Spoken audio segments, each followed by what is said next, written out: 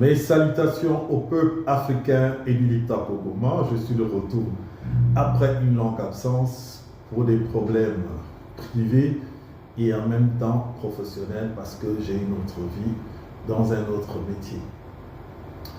Nous allons parler de la situation politique du Gabon ce week-end qui était très intense parce qu'il y a le président de la République qui a fait l'Assemblée générale constitutive de son parti politique, les bâtisseurs, Union des bâtisseurs du Gabon. Parti politique où il nous explique que c'est un parti, on va dire, social, qui ne sera pas là pour la conquête du pouvoir, mais pour renforcer justement la solidarité sociale, l'inclusivité, le développement et la félicité. Donc voilà un peu, pour résumer, la vision de ce nouveau parti. Nous avons constaté une nomenclature un peu, je dirais, pour moi touffue, parce qu'il y a le conseil stratégique, il y a le président lui-même, il y a les vice-présidents par province. Ça veut dire que c'est les vice-présidents qui n'ont pas une connotation nationale, mais une connotation régionale. Le Haut Conseil stratégique, je suppose que c'est un laboratoire de réflexion. 3 éléments par semaine, le secrétariat général, et puis, je vais dire quoi, les différentes commissions. C'est un mixage de jeunes, de moins jeunes, et malheureusement avec des anciens pédégistes.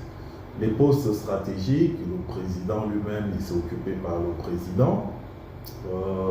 Les vice-présidents, nous avons constaté qu'il y a Manfouli qui est vice-président au niveau de la province d'Anyanga, militaire Ntoshi au niveau de la province de Wellington, des bonnes pioches comme Abiala, c'est un garçon très intelligent, battant pour la province de Lambounier. Bon, le ministre des Affaires étrangères reste le patron de l'Ogooué maritime.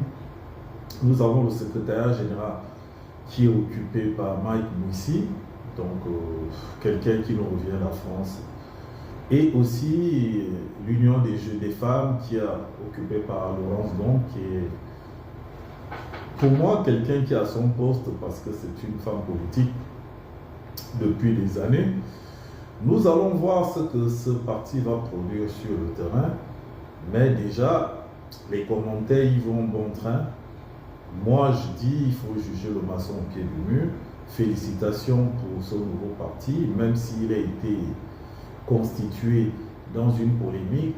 Les uns disaient que le président étant candidat indépendant n'a pas le droit de créer un parti. La Cour constitutionnelle nous a instruit que non, il n'a pas le droit d'adhérer en tant que candidat indépendant, comme le dit la loi électorale, mais il a le droit de créer. Et quand la Cour conditionnelle donne un verdict, il n'y a pas de recours. C'est ce que je retiens dans cela. Moi, je préfère dire qu'on va voir le maçon au pied du mur. Je vous laisse sur un extrait de certaines nominations.